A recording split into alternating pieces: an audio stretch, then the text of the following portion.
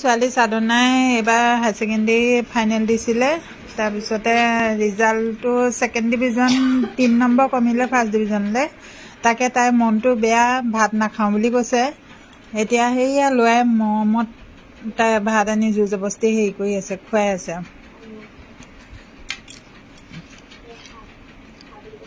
খোৱা আকৌ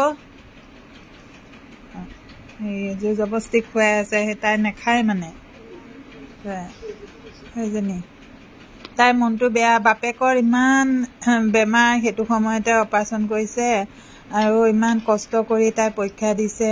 লোকৰ ঘৰত থাকি পৰীক্ষা দিয়া কিমান কষ্ট পিজিত ৰাখিব নোৱাৰিলো হেতু সময়ত তাই গৈ লোকৰ ঘৰত থাকি পৰীক্ষা দিছিলে মোমাইকৰ ঘৰতে বাৰু থাকি পৰীক্ষা দিছে যিমান যি হলো একে জায়গাতে থাকি পৰীক্ষা দিয়া নিচিনা নহয় আৰু বাপেকৰ বেমাৰটো তাই মনত ভৰাই লৈছিলে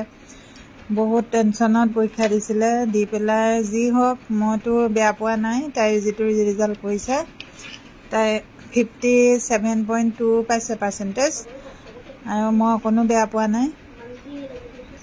তাই হে মনটো বৰ ভাল নহয় মানে হেতু কাৰণে হেই কৰি আছে হেয়া লয় ইমান মৰম কৰি পেলাই খুৱাই আছে আশীৰ্বাদ কৰিব আগলে যাতে ভাল হয় মনটো বেয়া কৰি আছে কাৰণে মনটো বেয়া লাগিছে বাৰু অকমান এতিয়া কি কৰিম আৰু উপায়টো নাই